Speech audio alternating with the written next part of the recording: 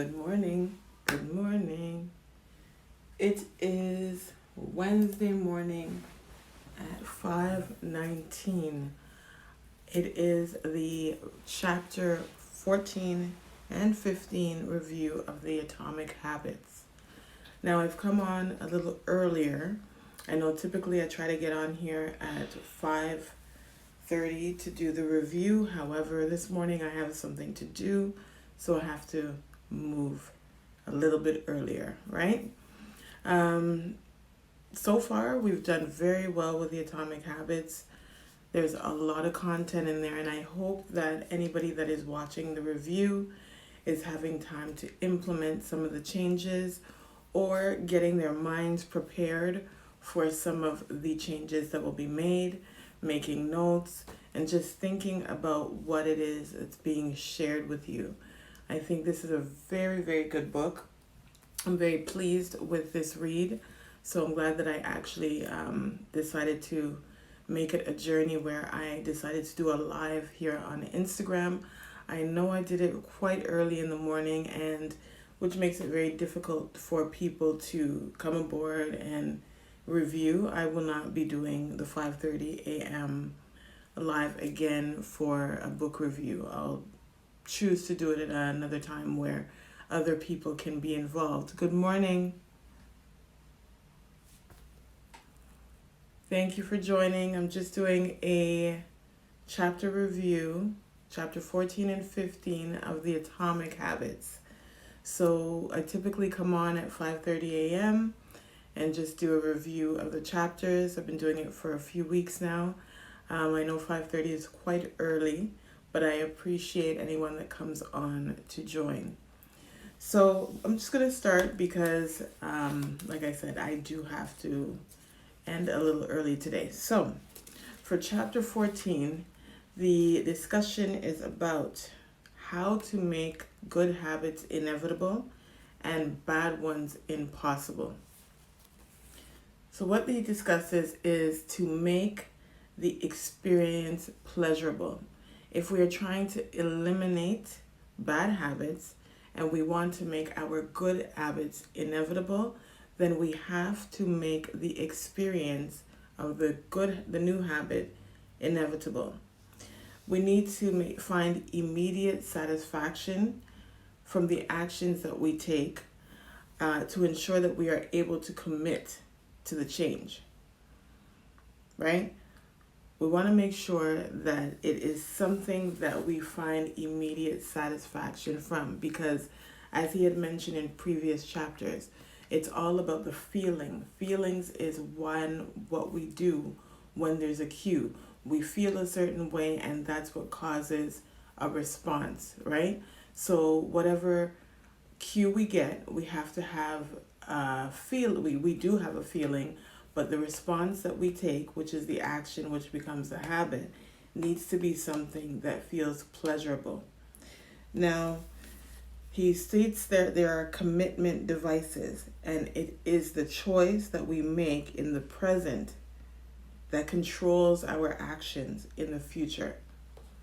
He continues to explain that it locks in a certain behavior, it binds good habits, it restricts us from repeating bad ones, and they allow us to take advantage of a good intention. It increases the chance of doing the right thing in the future because the odds of the bad one becomes a conflict, a difficult to repeat.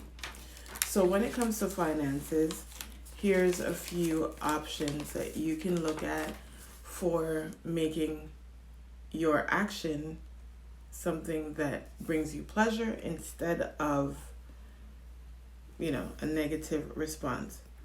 So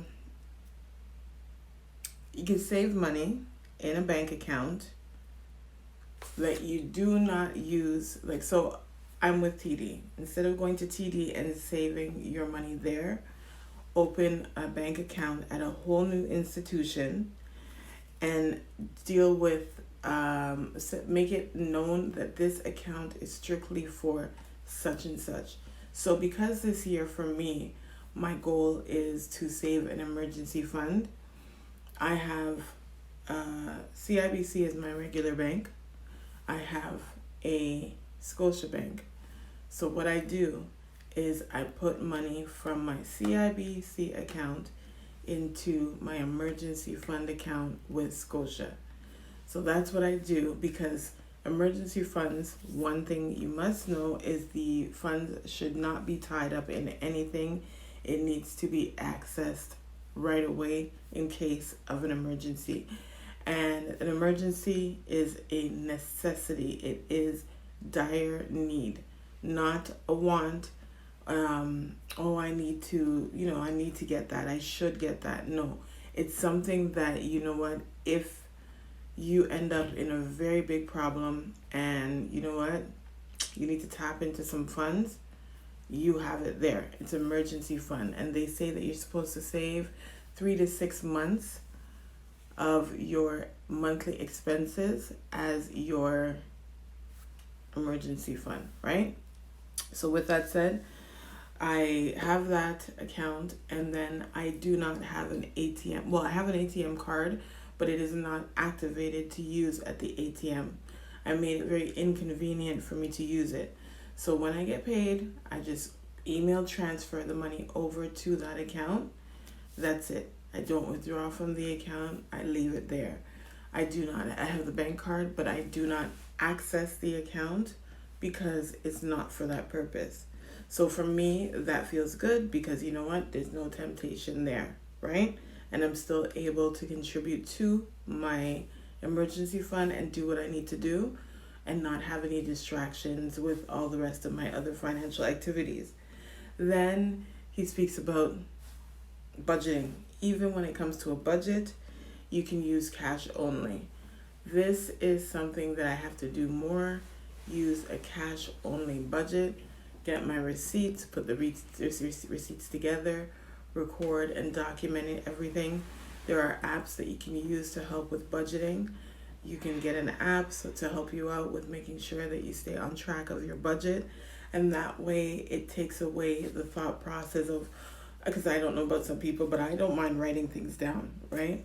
But some people don't like that. It's inconvenient. They want something that just does everything for them right away, and that's what technology has granted us the opportunity to do. So when you have an app, then you are able to automatically just download the information into the app, and then it will do all your calculations for you. I have not used one yet, and I will be starting to use or trying one out for Q2. Q2 is going to be a little bit different. Q2 for myself and my financial journey, I'm going to try a digital service to help me with setting a budget. I'm a very old school person. I like my pen and paper. Okay? Pen and paper. And then I type.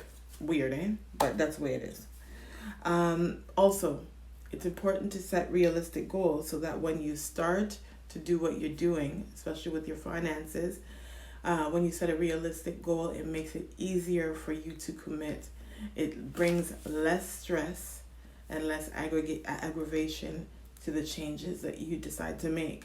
Because when you make realistic goals, then you are set on, okay, this is what I need to do.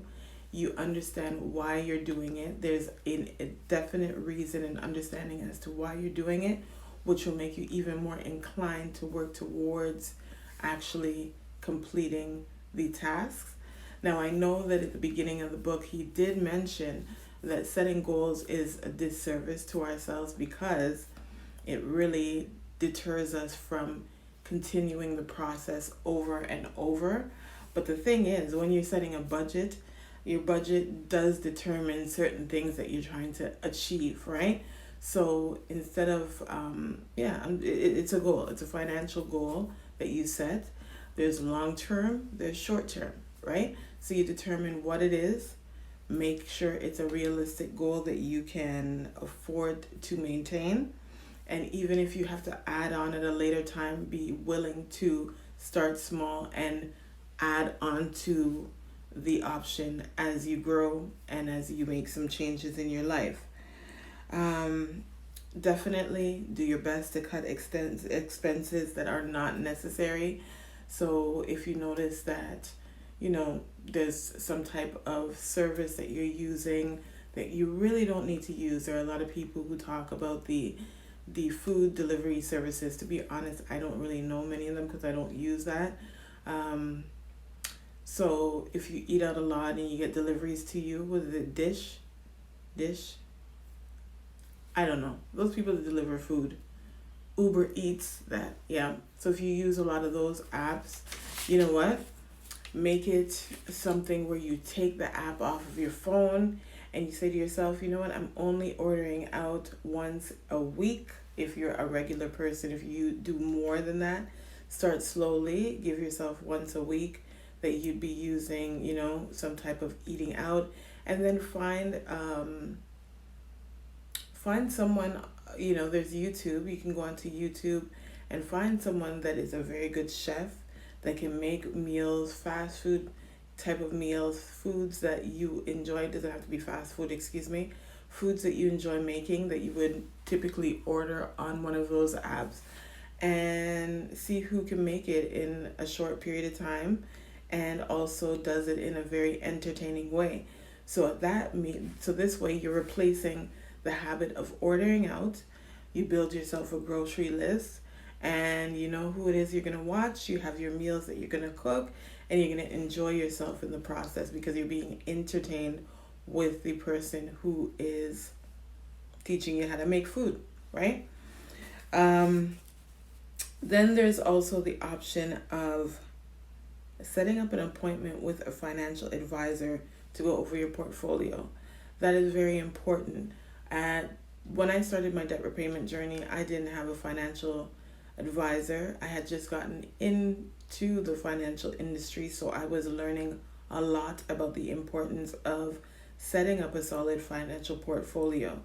Now, the thing is, it is important that when you're working on your finances and you want to develop good habits, that you get the best information. And if you are lost in the first place and you don't have the best habits, then obviously it may be a challenge for you to know exactly how to structure your portfolio and where to start. So it would be a good idea to speak with someone who is a professional. Hey, just saying, as I mentioned, I am a financial advisor, so you can reach out to me and we can work on structuring something that is geared to your needs based on your budget and your goals, immediate and long term, right? With that said, that's an option, and it's something that is very important because you need to know what you're doing. You don't want to just do things just to say, okay, yeah, I'm just setting up a savings account, or I'm just going to pay off my debt, and you don't know exactly how you're supposed to do it. There are ways to do things that will... See, there's nothing wrong with being patient and things taking time to build, but then there are ways to do things where you never know. You can cut out half of the problems. You can cut out half of the challenges or expenses because you learn tips and tricks. That's where the professionalism comes in from the financial advisor. So it is a good thing to see about making a appointment, book a consultation. If you can get that person to help you out, structure a good financial portfolio, and then it will help you be able to work on how to structure your habits so that way you can make habits that actually are enticing, appealing, attractive, and that way you will not feel overwhelmed with the change, right? Because you want to make it pleasurable, as he said, and eliminate the bad habits. And when you work on having structure, it will only help you more. So he does talk a lot about automating.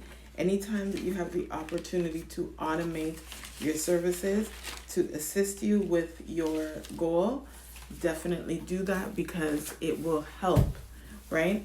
And then guess what? When you are able to do all of these things consistently, what you're going to do is you're going to look at what's happening. You're going to be able to go into that account and look and see money pile up, and you're going to be like, what? I did that? Especially if you're a person who's not used to saving, or paying your bills, not paying them on time. You're always confused about where your money goes, on what dates, you're getting the phone calls. You're going to eliminate phone calls. That stress is going to leave, so that's going to feel good. You're going to see when you pay your bills on time and you're not sent to collection, then you're going to realize, hey, it shows responsibility. That feels good. You look at the bank account, the numbers are climbing. Your family's protected because you want to make sure that you have some type of insurance for yourself and your family members. These things are going to make you feel at ease because you've taken the time to basically just ensure that everyone is safe and that you're caring for the immediate and future well-being, right? Not only theirs, but yours, right? If it's you alone, then you're caring for yourself, and you know that you don't have to depend on anyone. You don't have to worry about the payday loan. You don't have to worry about borrowing from anyone.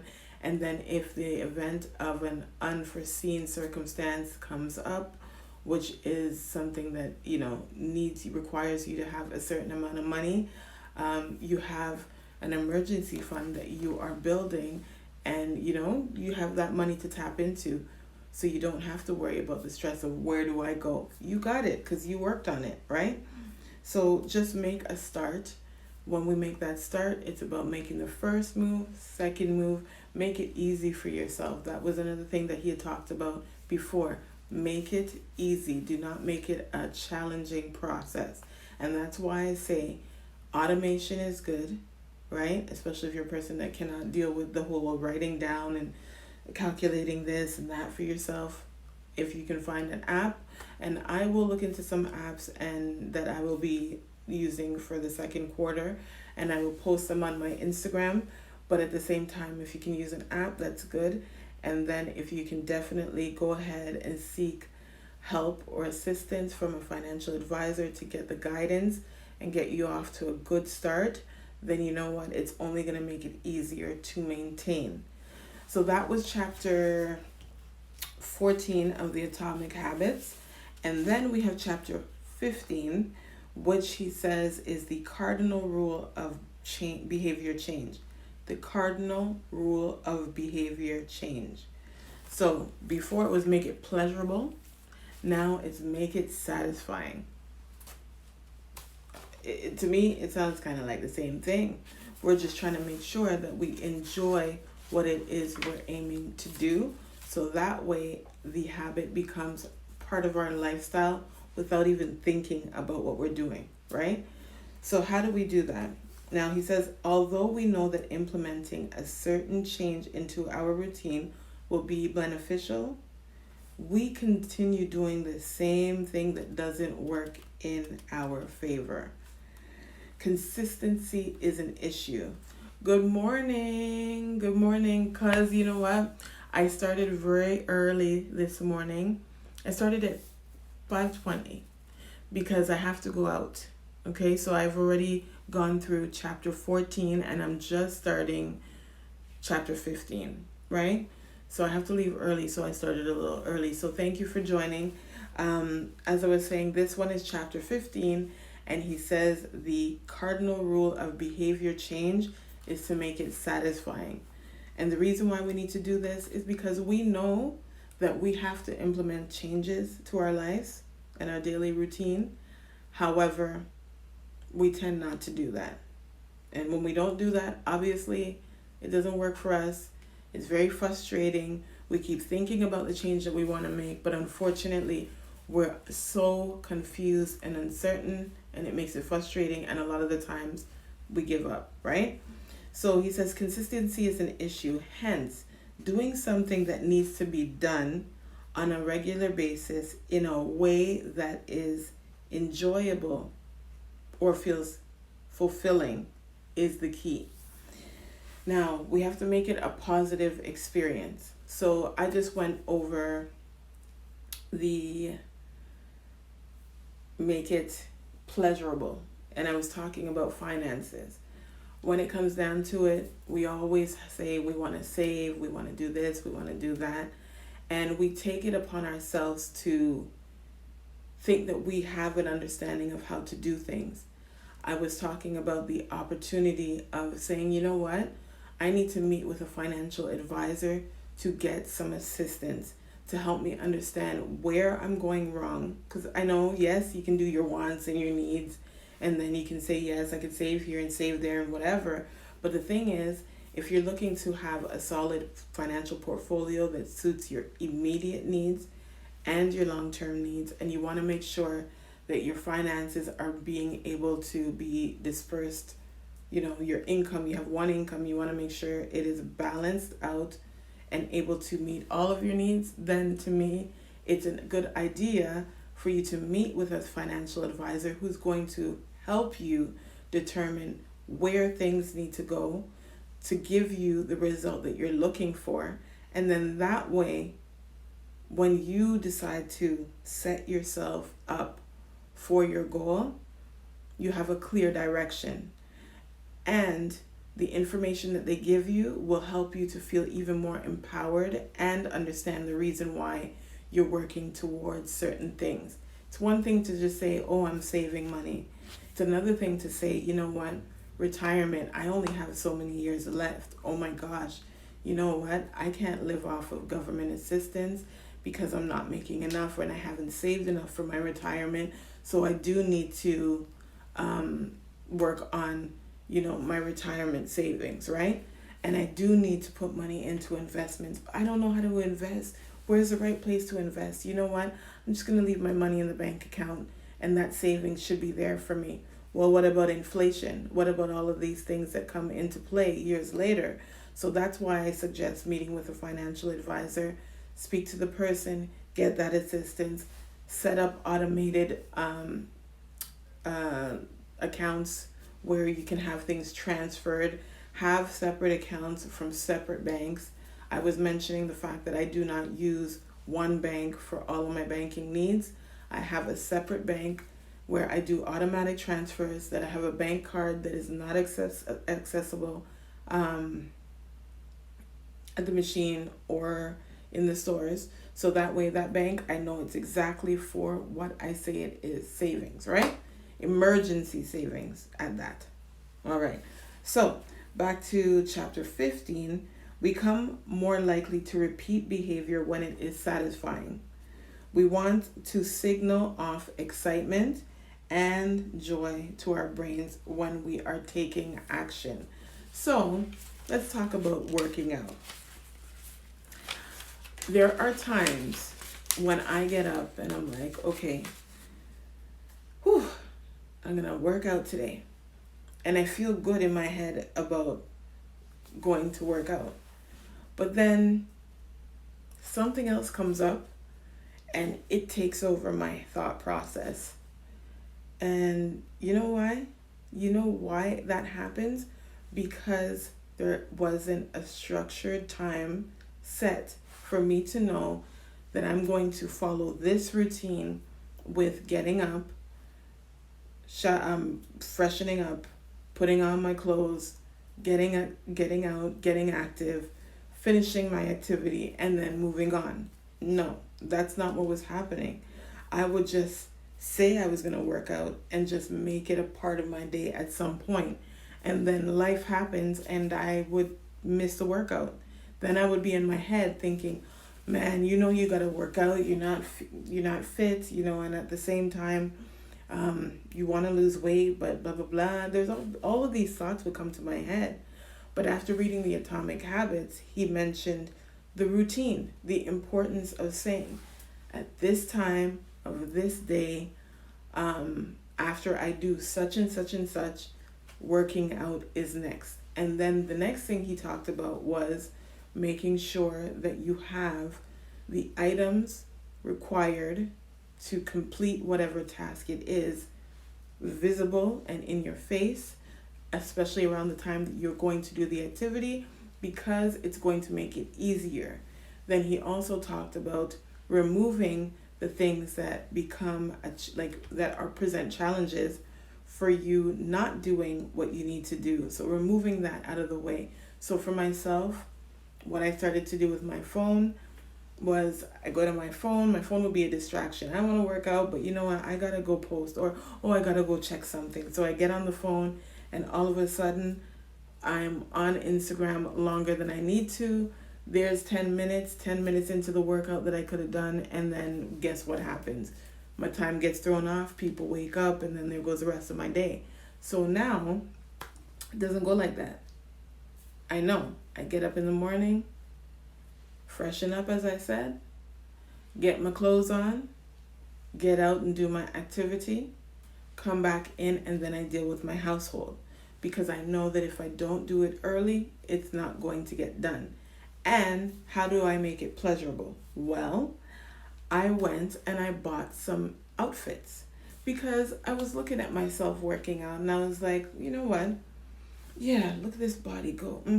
Girl, you look good when you, ooh, this, that. I'm just watching myself, and I'm watching that little inches are coming down in certain places, and I like the way it looked. But then I didn't like my gym outfit. So I'm like, you know what? If you want to do this and you want to see what you're going to look like in some of your summer outfits, go and buy some cute little outfits as you work out to feel nice. So I went, and Chantel Dubois, she's here in Toronto. She has her clothing line. She's a fitness trainer. And I decided, you know what? Since I want to support Black-owned businesses, sorry, I'm just recording here, the podcast. So since she has all the clothing line and she's running a sale right now, I'm going to go purchase a few different items. And the thing I love about the line is, it has that high waist, yes. So when I'm working out, I'll be comfortable because my pants won't be rolling down. Because if you don't really enjoy doing something, and then you're put in a situation where whatever you're doing, there's some type of annoyance in the process, then honestly, it's not going to be exciting to do it. So I looked at the tights that I was wearing before. How was it interfering with me as I was working out? I didn't like it. And then I would think, oh, I don't like this. So, I'm not going to put it on tomorrow. Then I'm like, oh, I have to go buy some clothes. All sorts of excuses would come up in my head. So that's why I said, I want to look good as I'm doing the workout. And at the same time, I want to feel comfortable at the same time while I'm doing it. So that way, every time I do it, I feel good, right? Not only that, good morning.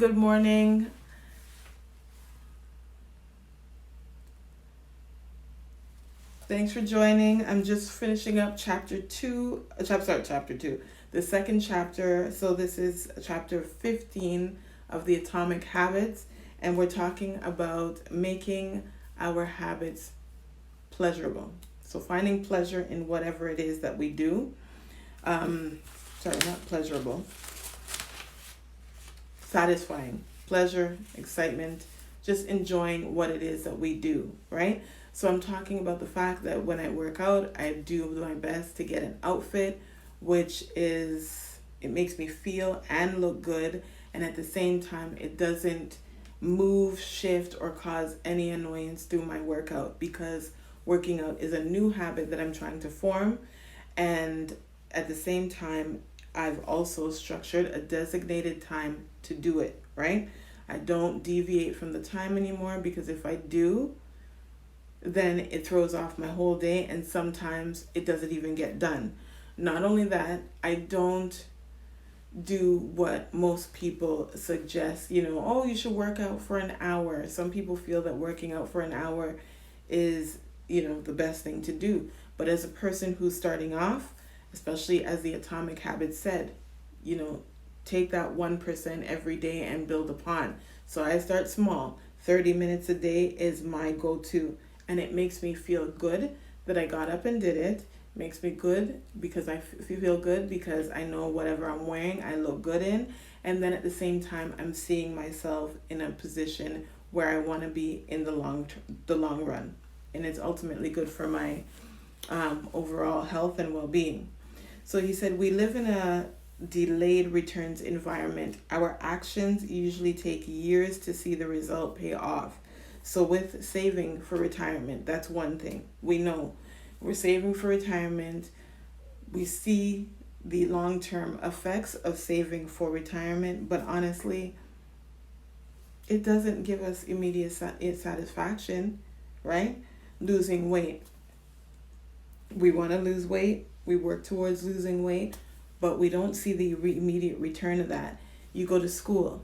You go to school so that we can get better jobs, so you get a better income. But the thing is, you're taking that action now. However, you don't see the long-term result until years after. You have to complete school, then you have to apply for the job, then you have to get the income, hopefully get the income you're looking for, and then hopefully get the raises that you deserve, right? So we tend to value the present more than the future, which makes the need for instant gratification problematic. With that said, he gives examples of sex, smoking, unhealthy eating. These are activities or things that we do where immediately it makes us feel good, even though we know there is some risk involved. As he's talking about sex, there is the risk of, especially if you're being promiscuous, not using protection. There's a risk of gaining diseases or emotional issues because you're not taking the time to know the person and whatnot. Smoking, the long-term effects of getting cancer, and then unhealthy eating, the weight gain, and the health conditions that come with, right? So he says these actions are satisfying, but when not done with caution or thought for our future outcomes, it can cause havoc. If we are willing to wait for the reward. So this is where he says, if we are willing to wait for the reward. And when he said that, this is the word that came to me, patience, right? If we are willing to wait for the rewards, there will be less challenge or competition to face, and oftentimes the payoff is greater in the long run, right? So looking back at when I was going through my debt repayment journey, right? Or not even debt repayment journey, prior to my debt repayment journey. When I was in my delinquent phase and dealing with my finances the wrong way, what would happen is I would just work off of impulse because I wanted to see immediate results. I wanted something. I didn't structure a plan to save for whatever that I wanted and then make my purchase. I would be willing to even just go and borrow money, right? Borrow money from even the payday loan, to be honest. It wasn't a necessity, but at the same time, I wanted whatever it was at the time that I wanted it. So I would take those type of actions, right? And then unfortunately, in the long run, the problem was that when real emergencies came up and I didn't have the proper, I didn't have like a line of credit or anything like that. I didn't have a savings, didn't have an emergency fund. All I had and I relied on was the payday loan. So I had one for my wants that I was borrowing just because I wanted to borrow and I wanted to do things. And then I leaned on them again when it became a need, right? So then I've paralyzed myself to a level where I was dependent on this bad service, which, you know what? I mean, in the event that you use it responsibly and you let it go, you're okay. However, it's really not a good service to have, because if we live within our means and we budget and we take the time and be patient to work towards the things that we want, then we will save ourselves the challenges in the long run, right? So if we can condition our minds to delay gratification, it will be best for us. So we have to find a way to not always try to feel satisfied with the actions that we take immediately. So not to say that you don't be happy, but at the same time, you don't have to be like, oh, just like that people who say they have retail therapy. Well, find another type of therapy if you're trying to save money and really change your lifestyle. Because if you're using shopping as a way to make you feel fulfilled, then you're not necessarily helping yourself achieve the things that you want to achieve in the long run, right? We need to add a little bit of immediate pleasure to the habits that will pay off. So you want to feel not gratification, but you want to feel a little bit of happiness with the changes that you make, right? So actually, you need to feel happy, period. If you're going to make the change, like I said, I'm putting on clothes, I want to feel good. But it's the things that you choose to feel happy and get excited over doing. That's the main point. You have to know when you're choosing that happiness. Hey, good morning, Real Talk. What's up? Good morning. I'm just finishing up chapter 15 of the Atomic Habits. So he goes back to chapter 5 where he talks about habit stacking. And I'm going to give an example here. So the goal is to stop spending money and to budget more and become more savvy with your dollars, right? So 1, you set up a budget. You determine where you are going to spend this money. You want to make sure you tell yourself, I am setting up this account. The account is for my emergency fund. This account is for my regular savings, right? And what you're going to do is you're going to be mindful that when it comes to doing what you're doing, you will speak it out to yourself. Remember, he talked in previous chapters about stating it, making sure that you talk to yourself. Because sometimes we get our regular routine, you pay your bills, and then you look at your money and you're like, yeah, okay, good. So I'm going to go out this weekend, I'm going to do this, and I'm going to do that. Well, no.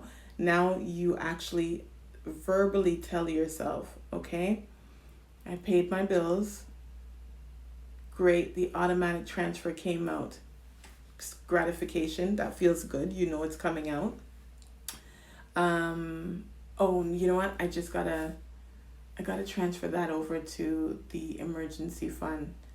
You know what? I'm gonna put a little extra in there today. You put a little extra in there, that feels good. And then once in a while, check up on the account and see the money stack up. After you do that, you imagine, you visualize yourself making the action. You visualize the long-term effects of whatever it is that you've done. And you feel good about that, right? You look at the thing that you want, so that long-term goal, which is the emergency fund. Your emergency fund is in case of emergencies, right? If you lose your job, if something comes up and you really need that money. So you look at that money and you feel good that you are working towards building an emergency fund. Take pleasure in exactly what it is that you are set out to do, right?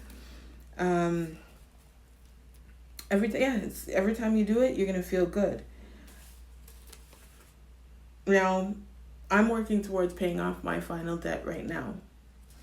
I'm not happy about this one, to be honest, because this one, it shouldn't even be a debt to me. I'm upset. This one was, I don't know if you guys have heard of second career. So I got approved for second career, where they pay for your schooling. They give you the money.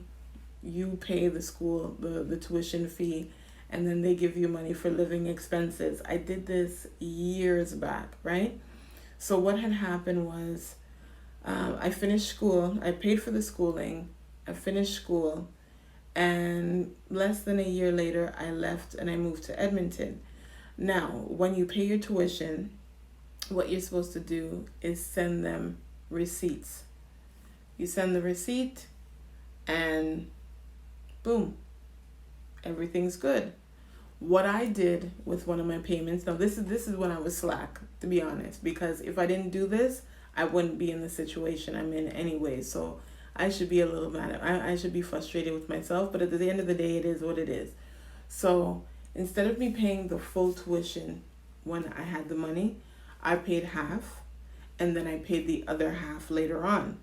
I got 2 receipts, but what I did was I had submitted one. The unfortunate part is the second receipt, I didn't submit it, and when I had left school, I don't know the school anything, they're paid off. So I left school, graduated, went to Edmonton months later. All my paperwork was here with family. But over time, how long are they going to keep your stuff, right? So when I returned, I didn't have the same paperwork. I started to notice I was getting collection calls, and then they had explained it was for this schooling. And I was like, what? What are you talking about?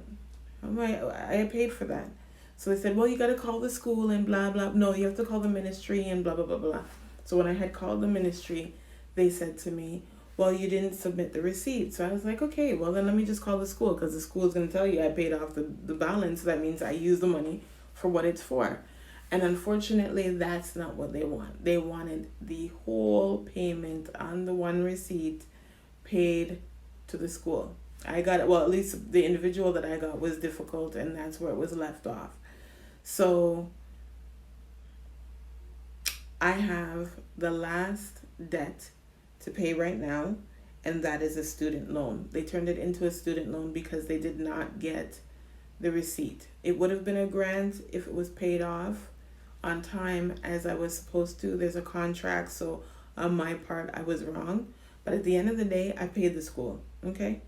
But I gotta owe them the money now. So it's on my, the last thing, one of my debts that I have to pay. So I'm excited to get rid of it. So when I'm done paying off debts, I can add more money to saving towards my emergency fund and investing, right? Future investing. So I have to maintain consistency, and consistency is the key to all of the habits that we are trying, well, that we are not trying, that we are working towards forming. Right? I'm telling you. I know. I see that comment. I don't like it either. I was told to dispute it, actually. I was told to dispute it, so I have to write a letter. But at the same time, it's like I got to write a letter to them. I got to write a letter to the bankruptcy people to ask them, not the bankruptcy, to the courts to ask them to release my discharge for bankruptcy because it's so long ago. Even though it was, you have to wait 7 years, it's been many, many, many, many years.